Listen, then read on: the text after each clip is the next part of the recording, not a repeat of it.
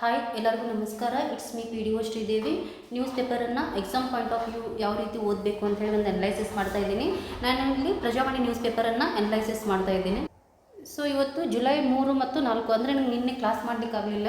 So ಹೀಗಾಗಿ ನಾನು ನಿನ್ನೆದು ಮತ್ತು ಇವತ್ತಿಂದು ಕೂಡಿ 2 ಕ್ಲಾಸ್ ಮಾಡ್ತಾಯಿದ್ದೀನಿ. ಓಕೆ, ನೀರಿಲ್ಲ ಬೆಳೆ ಬೆಳೆಯಬೇಡಿ CM ಅಂತ ಹೇಳ್ತಿದ್ದಾರೆ. ಅಂದರೆ ಏನು ಹೇಳ್ತಾ ಇದ್ದಾರೆ ಅಂದರೆ, ಆಲ್ರೆಡಿ ಇಲ್ಲಿ ಗೊತ್ತಿದೆ, ಎಲ್ಲಿ ಎಫೆಕ್ಟ್ಲಿಂದ ಏನಾಗ್ತಾ ಇದೆ, ಮಳೆ ಕೊರತೆ ಉಂಟಾಗ್ತಿದೆ. ಹೀಗಾಗಿ ಏನಂತಂದರೆ ನೀವು ನೀರನ್ನು ಅಂದರೆ ಈ ಒಂದು ನದಿಗಳ ನೀರನ್ನು ನಂಬಿ ಏನಂತಂದರೆ ಕೃಷಿ ಮಾಡಬೇಡಿ. ಅಂದರೆ ನಿಮ್ಮದು ಸ್ವಂತ ಏನಾದ್ರೂ ಬೋರು ಮತ್ತು ಬಾವಿ ಇದು ಇದ್ದರೆ ಅದರ ಮೇಲೆ ಮಾಡಿ ಅಂತ ಹೇಳ್ತಾ ಇದ್ದಾರೆ. ಓಕೆ, ಇಲ್ಲಿ ಏನಾಗ್ತಾ ಇದೆ, ಬಂಡೆ ಕುಸಿದು 7 ಕಾರ್ಮಿಕರ ಸಾವು. ಅದು ಅಂದರೆ ಇದು ಒಂದು ಎಲ್ಲಿದೆ ಕ್ವಾರಿಯಲ್ಲಿ ಬಂಡೆ ಕುಸಿದು ಏನು ಕಾರ್ಮಿಕರ ಸಾವಾಗಿದೆ ಅಂತ ಟ್ರ್ಯಾಜಿಡಿ ಇದು. ಸೊ ಇದೆಲ್ಲ ಏನು ಬೇಡ, ಇದೆಲ್ಲ ಏನು ಬೇಡ. ಸೊ ನನಗೆ ಯಾವ್ದು ಇಂಪಾರ್ಟೆಂಟ್ ಇದೆಯಲ್ಲ ಅಷ್ಟೇ ತೊಗೊಂಡು ಮಾಡ್ತಾಯಿದ್ದೀನಿ. ಇದು ಏನಂತಂದರೆ ಯಾರು PSI ಎಕ್ಸಾಮಿಗೆ ಓದ್ತಿರ್ತಿರಲ್ಲ, ಈ ಒಂದು ಎಡಿಟೋರಿಯಲನ್ನು ನೀಟಾಗಿ ಓದ್ಕೊಂಡ್ಬಿಟ್ಟು ಅದನ್ನು 1/4 ಮಾಡಿ ಡೈಲಿ ಪ್ರಾಕ್ಟೀಸ್ ಮಾಡಿ. ಇದರಿಂದ ಏನಂದರೆ ನಿಮ್ಮದು ಪ್ರಿಸೈಸ್ ರೈಟಿಂಗಿಗೆ ಹೆಲ್ಪ್ ಆಗುತ್ತೆ. ಓಕೆ, ಇದು ಏನು ಹೇಳ್ತಾ ಇದ್ದಾರೆ, ಶಿಕ್ಷಣ ಗ್ಯಾರಂಟಿ ಇರುವುದರಲ್ಲಿ ಅಂತಂದರೆ ಎಲ್ಲರಿಗೂ ಗೊತ್ತಿದೆ, ರೈಟ್ ಟು ಎಜುಕೇಷನ್ ತೊಗೊಂಬಂದಿದ್ದಾರೆ. ಬಟ್ ರೈಟ್ ಟು ಎಜುಕೇಷನ್ ತೊಗೊಂಬಂದ್ರೂ ನಮ್ಮದು ಗೌರ್ಮೆಂಟ್ ಸ್ಕೂಲಲ್ಲಿ ಒಂದು ಇನ್ಫ್ರಾಸ್ಟ್ರಕ್ಚರ್ ಕೊರತೆ ಇದೆ, ಮತ್ತು ಇಲ್ಲಿ ಒಂದು ಬೇಸಿಕ್ ಮೂಲಭೂತ ಸೌಕರ್ಯಗಳೇ ಇಲ್ಲ ಅಂಥೇಳಿ ಒಂದು ಆರ್ಟಿಕಲ್ ಬಂದಿದೆ. ಇಲ್ಲಿ ಏನಂತಂದರೆ ಹೇಳ್ತಾ ಇದ್ದಾರೆ ಅಂದರೆ, ಇದು ವೆರಿ ಇಂಪಾರ್ಟೆಂಟ್ ಹೈ ಹಿಲ್ಡಿಂಗ್ ಟಾಪಿಕ್ ಅಂತ ಹೇಳಿದ್ದೀನಿ ನಾನು, ಪ್ರಾದೇಶಿಕ ಸಮತೋಲನ ಅಂತ ಹೇಳಿ ಕಾನ್ಸೆಪ್ಟ್ ಅನ್ನೋದು. ಮತ್ತು ಫಸ್ಟ್ನೇದು ಏನಂತಂದರೆ ಅದು ನಂಜುಂಡಪ್ಪ ಸರ್ದು, ಎರಡನೇದು ಯಾರ್ದು ಅಧ್ಯಕ್ಷತೆಯಲ್ಲಿ ಪ್ರಾದೇಶಿಕ ಸಮತೋಲನ ವರದಿ ಸಮಿತಿ ರಚನೆ ಮಾಡಿದ್ರು, ಅದರ ರೆಕಮೆಂಡೇಶನ್ ಏನು ಅಂಥೇಳಿ ಓದಿ ಅಂಥೇಳಿ ನೀಟಾಗಿ ಓದಿ ಅಂತ ಹೇಳಿದ್ದೆ ನಾನು. ಎಷ್ಟು ಜನ ಓದಿದ್ರೆ ಗೊತ್ತಿಲ್ಲ, ಹೋಗಿ ನೀಟಾಗಿ ಓದ್ಕೊಳ್ಳಿ. ಇಲ್ಲಿ ಏನು ಹೇಳ್ತಾ ಇದ್ದಾರೆ ಅಂತಂದರೆ, ಈ ಕರ್ನಾಟಕ ಪ್ರಾದೇಶಿಕ ಸಮತೋಲನ ನಿವಾರಣಾ ಸಮಿತಿ ವರದಿ ಅಂದರೆ 2026 ಪ್ರಕಾರ ರಾಜ್ಯದ ಒಟ್ಟು ವೆಚ್ಚದಲ್ಲಿ ಅಂದರೆ ಶಿಕ್ಷಣದಕ್ಕೆ ಏನು ಕೊಡ್ತಾರಲ್ಲ ಅದರದ್ದು ಪಾಲು 2001ರಲ್ಲಿ ಎಷ್ಟಿತ್ತು, 18 ಇಷ್ಟು. ಈಗ ಎಷ್ಟಾಗಿದೆ, 23-24ಕ್ಕೆ 10.9ಕ್ಕೆ ಕುಸಿದಿದೆ ಅಂತ ಹೇಳ್ತಾ ಇದ್ದಾರೆ. ಅಂದರೆ ನೀವು ಇದನ್ನು ಎಲ್ಲಾದ್ರೂ ಎಜುಕೇಷನ್ ರಿಲೇಟೆಡ್ ಟಾಪಿಕ್ ಬಂದು ಅಂತಂದರೆ ಮೇನ್ಸ್ ಇರಲಿ, ನಿಮ್ದು ಎಸ್ಸೆ ಇರಲಿ, ಸೊ ನಿಮ್ದು ಇಲ್ಲಿ ಏನಂತಂದರೆ ನೀವು ಇದನ್ನು ಮೆನ್ಷನ್ ಮಾಡಬೇಕಾಗುತ್ತೆ. ಹೋಗಿ ನೀಟಾಗಿ ಏನಂತಂದರೆ ಈ ನಮ್ಮದು ಪ್ರಾದೇಶಿಕ ಸಮತೋಲನ ಸಮಿತಿಗಳ ಬಗ್ಗೆ ಏನೋ ಚೆನ್ನಾಗಿ ತಿಳ್ಕೊಳ್ಳಿ. ಹೈ ಹಿಲ್ಡಿಂಗ್ ಟಾಪಿಕ್ ಅದು ನಮ್ಮದು. ಸೊ ಉದ್ಯೋಗ ಖಾತರಿಗೆ ಕತ್ತರಿ ಪ್ರಯೋಗ, ಇದು ಒನ್ಸ್ ಅಗೇನ್ ಅದವರು ಅನಾಲಿಸಿಸ್ ಇರುತ್ತೆ, ನಿಮಗೆಲ್ಲ ಗೊತ್ತಿದೆ. ನಾನು ಮೊನ್ನೆ ಆದರೂ ಹೇಳಿದೆ. ಆ್ಯಕ್ಚುಲಿ ನಂಗೆ ನಿನ್ನೆ ಟ್ರೈನಿಂಗ್ ಇದ್ರ ಬಗ್ಗೆನೇ ಇತ್ತು, VBG ರಾಮ್ಜಿದು ಒಂದು ಸ್ಕೀಮ್ ಬಗ್ಗೆನೇ ನಮ್ಮದು ಟ್ರೈನಿಂಗ್ ಇತ್ತು. ಇನ್ನೊಂದು ಕ್ಲಾಸ್ ಮಾಡಲಿಕ್ಕಾಗಲಿಲ್ಲ. ಓಕೆ, ಇವಾಗ ಅವರು ಅನಲೈಸಿಸ್ ಮಾಡಿದ್ದಾರೆ, ಇಲ್ಲ ಏನಿರಲಿ. ಸೊ ಜುಲೈ 1ರಿಂದ ಏನಂತಂದರೆ ಇದು ಎಲ್ಲ ಪಂಚಾಯತಿಗಳಲ್ಲಿನೂ ಅಂದರೆ ನಮ್ಮ ರಾಜ್ಯದಲ್ಲಿ ಇಂಪ್ಲಿಮೆಂಟ್ ಆಗ್ತಾ ಇದೆ. ಸೊ ಇನ್ನೊಂದು ಫೀಚರ್, ಮೇನ್ ಫೀಚರ್ಸ್ ಕೇಳ್ಕೊಂಡಿದ್ದೆ VBC ರಾಮ್ಜಿದು. ಏನಂದರೆ ಇವಾಗ ನಾವು ಮೊದಲು ಪೇಮೆಂಟ್ ಹೆಂಗೆ ಮಾಡ್ತಿದ್ದೇವೆ ಅಂತಂದರೆ, ಬೋತ್ ಲೇಬರು ಮತ್ತು ಮಟೀರಿಯಲ್ದು ನಾವು ನಮ್ಮದೇ ಪಂಚಾಯತಿಯಲ್ಲಿ ನಾವು ಮತ್ತು ಅಧ್ಯಕ್ಷರು ಕುಡ್ಕೊಂಡು ನಮ್ಮದು DSC ಇರ್ತಿತ್ತು. FTO ಪಾಸ್ ಮಾಡಿದರೆ ಇಲ್ಲೇ ನಮ್ಮ ಪಂಚಾಯತಿ ಹಂತದಲ್ಲೇ ಅದು ಪೇಮೆಂಟ್ ಆಗಿಬಿಡ್ತಿತ್ತು.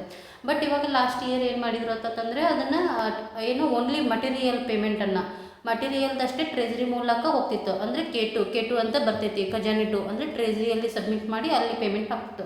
ಇವಾಗ VBC ರಾಮ್ಜಿಯಲ್ಲಿ ಬೋತ್ ಲೇಬರು ಮತ್ತು ಮಟೀರಿಯಲ್ ಪೇಮೆಂಟನ್ನು ನಾವು ಕಂಪಲ್ಸರಿಯಾಗಿ K2 ಮೂಲಕ ಪಾವತಿ ಮಾಡಲಾಗುತ್ತದೆ. ಇದು ಏನಂತಂದರೆ ವೆರಿ ಇಂಪಾರ್ಟೆಂಟ್, ಏನೋ ನಿಮ್ಗೆ ಇನ್ಫಾರ್ಮೇಷನ್ ಇದು ಗೊತ್ತಿರಲಿ. ಓಕೆ, ಅದು ಏನಂತಂದರೆ ಈ ಸ್ಟೇಟ್ಮೆಂಟ್ ಬೇಸ್ಡ್ ಕ್ವಶನ್ಸ್ ಬರ್ತಾವಲ್ಲ, ಅದರಲ್ಲಿ ಕೇಳುವಂಥ ಚಾನ್ಸಸ್ ಇರುತ್ತೆ.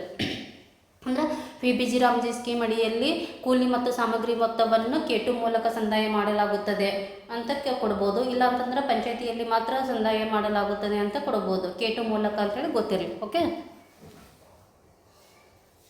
ಅದು ಒಂದು ನಿಮ್ಮದು ಇನ್ಫಾರ್ಮೇಷನ್ ಗೊತ್ತಿರಲಿ. ಹೋಗಿ ನೀಟಾಗಿ ನಾನು ಹೇಳ್ತಾ ಇದ್ದೀನಿ, VBG ರಾಮ್ಜಿ ಸ್ಕೀಮನ್ನು ಫುಲ್ಲಾಗಿ ಓದ್ಕೊಳ್ಳಿ. ಓಕೆ, ಕುದಿಯುತ್ತಿದೆ ಯುರೋಪ್, ಇದು ಏನು ಎದ್ರ ಬಗ್ಗೆ ಆರ್ಟಿಕಲ್ ಬಂದಿದೆ ಅಂತಂದರೆ, ನಮ್ಮದು ಗ್ಲೋಬಲ್ ವಾರ್ಮಿಂಗ್ ಆಗ್ತಾ ಇದೆ ಅಂಥೇಳಿ ಬಂದಿದೆ. ಇಲ್ಲಿ ಅವ್ರು ಏನು ಹೇಳ್ತಾ ಇದ್ದಾರೆ ಅಂದರೆ, ಇತ್ತೀಚೆಗೆ ಅಂದರೆ ಈಗ ಲಾಸ್ಟ್ ಜೂನ್ ಮಂತಲ್ಲಿ ಕೆಲವಷ್ಟು ಯುರೋಪ್ ಖಂಡದ ಕೆಲವು ರಾಷ್ಟ್ರಗಳಲ್ಲಿ 40 ಡಿಗ್ರಿಗೆ ಹೋಗಿದೆ ಅಂತಂದರೆ, ಯುರೋಪ್ ಅಂತಂದರೆ ಆ್ಯಕ್ಚುಲಿ ಅದು ನಮ್ಮದು ಏನಂತಂದ್ರೆ ಈ ಕ್ಲೈಮೇಟ್ ಚೆನ್ನಾಗಿರುತ್ತೆ, ಅಂದರೆ ಅದು ಏನಂತಂದ್ರೆ ತಂಪು ವಾತಾವರಣದೊಳಗೆ ಬರುತ್ತೆ. ಅಲ್ಲೇ 40 ಡಿಗ್ರಿಗೆ ಹೋಗಿದೆ ಅಂತಂದರೆ ಗ್ಲೋಬಲ್ ವಾರ್ಮಿಂಗ್ದು ಲೆವೆಲ್ ಎಷ್ಟು ರೀಚ್ ಆಗಿದೆ ಮತ್ತು ಅದರದ್ದು ಎಫೆಕ್ಟ್ ಯಾವ ರೀತಿ ಆಗ್ತಾಯಿದೆ ಅಂತೇಳಿ ನೀವು ಅದನ್ನು ತಿಳ್ಕೊಬೇಕಾಗುತ್ತೆ, ಇಂಟೆನ್ಸಿಟಿಯನ್ನು. ಇದನ್ನು ನೀವು ಒನ್ಸ್ ಅಗೇನ್ ಇದು ನಮ್ಮದು ಗ್ಲೋಬಲ್ ವಾರ್ಮಿಂಗ್ದು ಏನಂತಂದರೆ ಆಲ್ರೆಡಿ ಮೇನ್ಸಲ್ಲಿ ಟಾಪಿಕ್ ಇದೆ. ಬಟ್ ನೀವು ಇದನ್ನು ಇವನ್ ಎಸ್ಸೆ ಬಂದರೂ ನೀವು ಎಲ್ಲ ಏನಂತಂದರೆ ನೀಟಾಗಿ ಓದಿ ಇವನ್ನೆಲ್ಲ ಎಕ್ಸಾಂಪಲ್ ಕೋಟ್ ಮಾಡಬೇಕಾಗುತ್ತೆ. ಓಕೆ,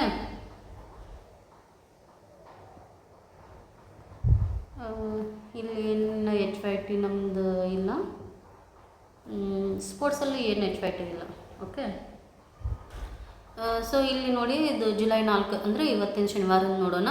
ಬಿ ಎಲ್ ಒ ಮೊನ್ನೆ ಭೇಟಿ ಕಡ್ಡಾಯ. ಇಲ್ಲಿ ಎದ್ರ ಬಗ್ಗೆ ಹೇಳ್ತಾ ಇದ್ದಾರೆ ಅಂತಂದರೆ SIR ಹೈ ಈಲ್ಡಿಂಗ್ ಟಾಪಿಕ್ ನಮ್ಮದು.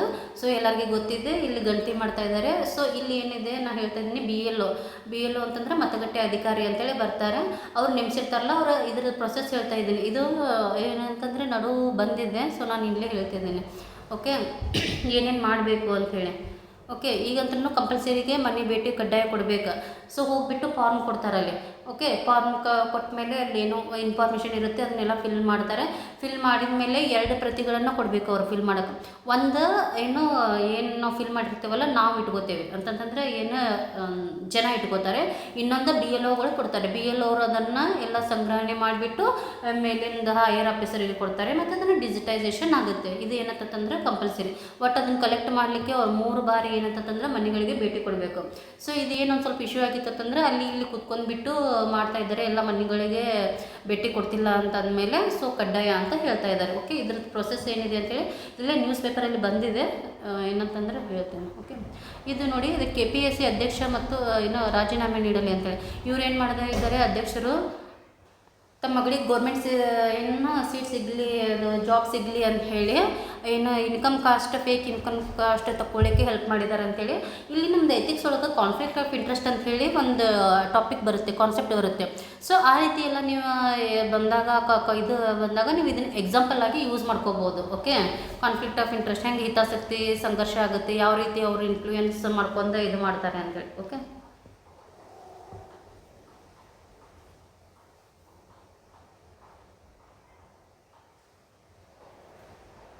ಇದಿಲ್ಲ ಏನು ಬೇಡ ನೋಡಿ. ನಾನು ಹೈ ಈಲ್ಡಿಂಗ್ ಟಾಪಿಕ್ ನಮ್ಮದು ಏನು finance commission high yielding topic ಇವಾಗ 16ನೇ ಹಣಕಾಸು ಆಯೋಗ ಏನಂತಂದರೆ ರಚನೆ ಆಗಿದೆ, ಶಿಫಾರಸು ಕೊಟ್ಟಿದೆ.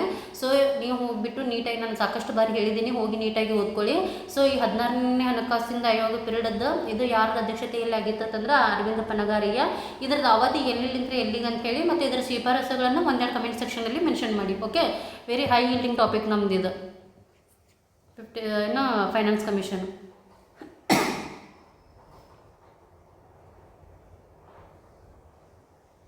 ಸೊ ಇಲ್ಲಿ ಬಂದಿದೆ ನೋಡಿ, ಇದೆ BLO ಹೊಣೆಗಾರಿಕೆ ಕೈಪಿಡಿ ಹೇಳೋದೇನಂತಂದರೆ ಅದೇ ಕಂಪಲ್ಸರಿ ಮನೆಗೆ ಹೋಗಬೇಕು, 2 ಫಾರ್ಮ್ ಕೊಡಬೇಕು, ಅವರೆಲ್ಲ ಡೀಟೇಲ್ಸ್ ತುಂಬಿಕೊಡ್ತಾರೆ. ಜನ ಕೊಟ್ಟ ಮೇಲೆ ಒಂದು ಜನದ ಹತ್ರನೇ ಇರ್ತೈತಿ, ಅಂದರೆ ಜನರ ಹತ್ರ ಇರ್ತೈತಿ. ಇನ್ನೊಂದು ತಾವು ಬಂದು ಅದನ್ನೇನು ಆಫೀಸಿಗೆ ಸಬ್ಮಿಟ್ ಮಾಡಿ ಡಿಜಿಟಲೈಸೇಷನ್ ಮಾಡಬೇಕು ಅಂತ ಹೇಳ್ತಾ ಇದ್ದಾರೆ. ಓಕೆ, ಗೊತ್ತಿರಬೇಕಿದೆ ಇನ್ಫಾರ್ಮೇಷನ್. ಅಂದರೆ ಅದು SIRದ ಕರ್ನಾಟಕದಲ್ಲಿ SIR ಪ್ರಕ್ರಿಯೆದ ಸ್ಟೇಟ್ಮೆಂಟ್ ಬೇಸ್ಡ್ ಕ್ವಶನ್ ಬಂದಾಗ ಕೇಳುವಂಥ ಚಾನ್ಸಸ್, ಅಂದರೆ ಮಾಹಿತಿಯನ್ನು ಮನೆಗೆ ಹೋಗಿ ಕಲೆಕ್ಟ್ ಮಾಡಿದಾರಾ ಅಥವಾ ಜನರು ಏನಂತಂದ್ರೆ ಆಫೀಸಿಗೆ ಬಂದು ಮಾಹಿತಿ ನೀಡಿದಾರಾ, ಈ ರೀತಿ ಬರ್ಬೋದು ಕ್ವಶನ್ಸ್. ಯಾಕಂತಂದರೆ ಇದು ಹೈ ಈಲ್ಡಿಂಗ್ ಟಾಪಿಕ್ ಇದೆ. ಸೊ ನಿಮಗೆಲ್ಲ ಅದು ಇನ್ಫಾರ್ಮೇಷನ್ ಗೊತ್ತಿರಬೇಕು.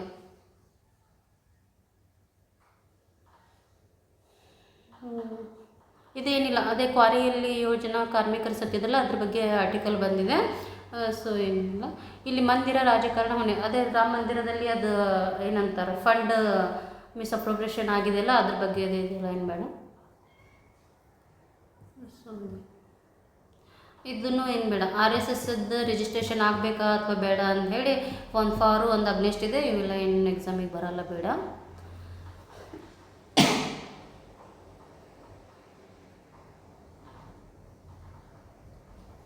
ಸೊ ಇದು ರಫ್ತು ಗುರಿ ಅಂತ ಹೇಳ್ತಾ ಇದ್ದಾರೆ. ಅದೇ ನೀವು ಏನು ಮಾಡ್ಕೋಬೇಕಂತಂದರೆ ಎಕ್ಸ್ಪೋರ್ಟು ಮತ್ತು ಇಂಪೋರ್ಟ್ ಕಾಂಪೋಸಿಷನನ್ನು ನೋಡ್ಕೋಬೇಕಾಗುತ್ತೆ. ಇಂಡಿಯಾದ ಟಾಪ್ 5 ಮತ್ತು ಏನಂತಂದರೆ ಟಾಪ್ 5 ಇಂಪೋರ್ಟು ಮತ್ತು ಟಾಪ್ 5 ಎಕ್ಸ್ಪೋರ್ಟನ್ನು. ಓಕೆ, ಅದು ಕೇಳುವಂಥ ಚಾನ್ಸಸ್, ಅಂದರೆ ಆಲ್ರೆಡಿ ಆ ರೀತಿ ಕ್ವಶನ್ ಬಂದಿದೆ. ನೀವು ಅದು ಅಪ್ಡೇಟ್ ಆಗ್ತಾ ಇರಬೇಕು. ಒಂದು ಸ್ವಲ್ಪ ಇಯರ್ ವೈಸ್ ಏನಂತಂದರೆ ಒಂದು ಸ್ವಲ್ಪ ಚೇಂಜಸ್ ಆಗ್ತಾ ಇರುತ್ತೆ. ಓಕೆ,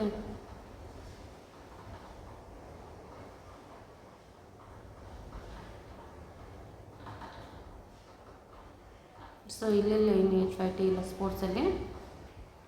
ನಾನು ಮೊನ್ನೆ ಕ್ಲಾಸ್ ಮಾಡುವಾಗ ಹೇಳಿದ್ದೆ ಪೋರ್ಟ್ಸ್ ಬಗ್ಗೆ ಬಂದಿತ್ತು, ಅದರಲ್ಲಿ major ports high yielding topic ಹೋಗಿ ನೀಟಾಗಿ ಓದ್ಕೊಳ್ಳಿ ಅಂತ ಹೇಳಿದ್ದೆ.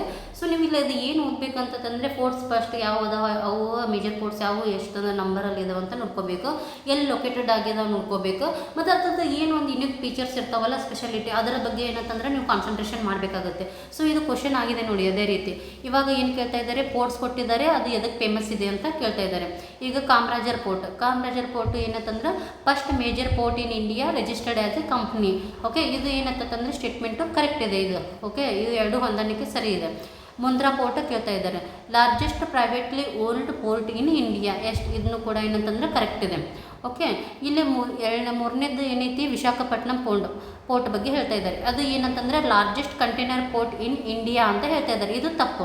ಯಾಕಂತಂದರೆ largest container port in India ಅದು ಬಂದುಬಿಟ್ಟು ಜವಾಹರ್ಲಾಲ್ ನೆಹರು ಪೋರ್ಟು, ಅದು ಇಲ್ಲಿ ಮುಂಬೈಯೊಳಗೆ ಅವಶ್ಯವಿಲ್ಲ, ಅಲ್ಲಿ ಕಂಡು ಬರುತ್ತೆ. ಓಕೆ, ಇದು ಹೇಳಿಕೆ ತಪ್ಪಾಗಿದೆ.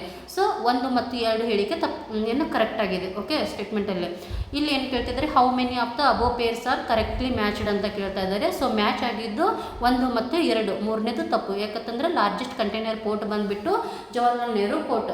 ಸೊ ನನಗೆ ನೀವು ಕಮೆಂಟ್ ಸೆಕ್ಷನಲ್ಲಿ ಈ ಮುಂದ್ರಾ ಮತ್ತು ಕಾಮರಾಜ್ ಪೋರ್ಟು ಯಾವ ಒಂದು ಸ್ಟೇಟಲ್ಲಿ ಕಂಡು ಬರ್ತಾವೆ ಅಂತ ಹೇಳಿ ಕಮೆಂಟ್ ಸೆಕ್ಷನಲ್ಲಿ ಮೆನ್ಷನ್ ಮಾಡಿ. ಓಕೆ. ಸೊ ಎಲ್ಲಾಗಿದೆ ಇದು ಕ್ವಶನ್ನು, UPSC ಸಿವಿಲ್ ಸರ್ವಿಸ್ ಅಂದರೆ ನಮ್ಮದು UPSC ಎಕ್ಸಾಮಲ್ಲಾಗಿದೆ. UPSC ಅಂತಂದ್ರೆ ಅದು ಏನದು ನಮ್ಮದು ಮೇನ್ ಗ್ಯಾಂಗ್ಸ್ಟರ್, ಅದು ನಮ್ಮದು ಮೇನ್ ಬಾಸ್. ಅಲ್ಲೇ ಕ್ವಶನ್ ಬಂದಿದೆ ಅಂತಂದರೆ ಅದು ನಮ್ದು ಹೈ ಯೀಲ್ಡಿಂಗ್ ಟಾಪಿಕ್ ಅಂತ ನೀವು ತಿಳ್ಕೊಬೇಕು. ಸೊ ಇದರಲ್ಲಿಂದರೆ ಏನು ನಿಮ್ಗೆ ಗೊತ್ತಾಗುತ್ತಂದರೆ ಪೋರ್ಟ್ಸ್, ಮೇಜರ್ ಪೋರ್ಟ್ಸ್ ಇಂಪಾರ್ಟೆಂಟು, ಅದ್ರ ಬಗ್ಗೆ ನೀವು ಏನಂತಂದರೆ ನೀಟಾಗಿ ಓದ್ಕೋಬೇಕಾಗತ್ತೆ. Okay, thank you one and all.